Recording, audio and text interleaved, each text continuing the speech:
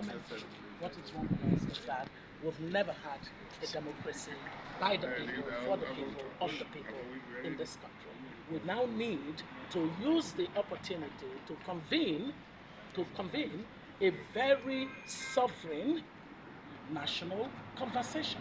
And we can do that. The National Assembly has the possibility of doing that by amending, doing the, forget about all of these, what I call the majoring in the minors. Just go straight to one single issue amendment of the Constitution to enable us have a constitutional process that is people-led, that is people-centered, that enables us to have the kind of tough conversations that a people that come from a diversity of thoughts, orientations, and ethnicity, and value, and religion, and all kinds of other primordial things. The kind of tough conversation that we need to have in this country, allow us have it. The people of Nigeria love Nigeria. There's no Nigerian that except for the ill-intended ones, that would want a Nigeria that disintegrates. They want a Nigeria that works.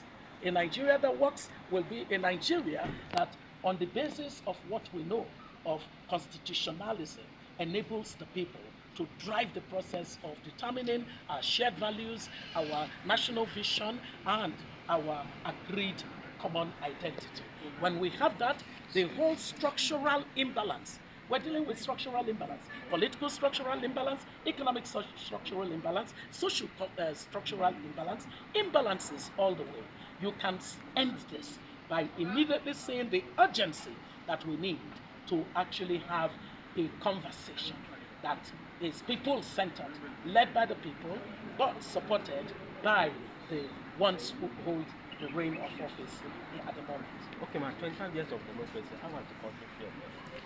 I said it. I said that I've already said it. Is it the macroeconomic indicators you want to see?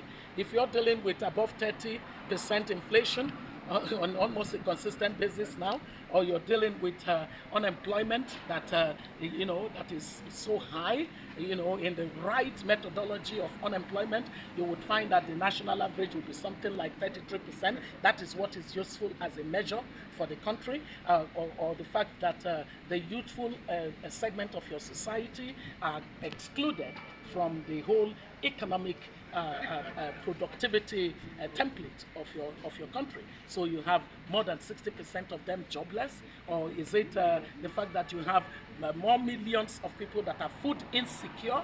Even the middle class now in Nigeria cry about food prices. Or is it the fact that the dignity of the human life is gone, massively eroded, and that value for life is now zero or below zero?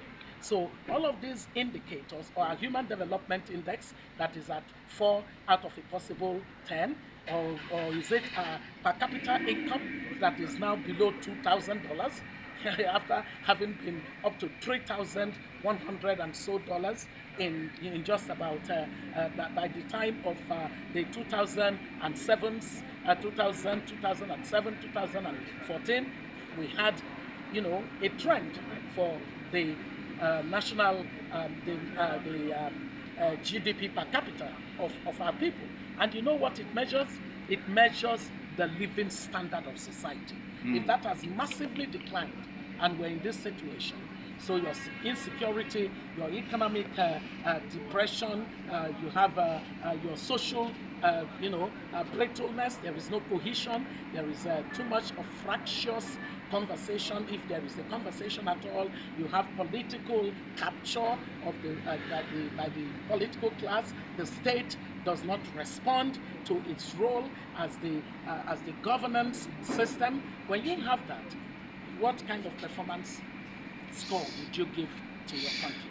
So we do have serious problems, and I can see that if we don't address it with the fiercest urgency, we're working ourselves into a massive unmanaged chaos.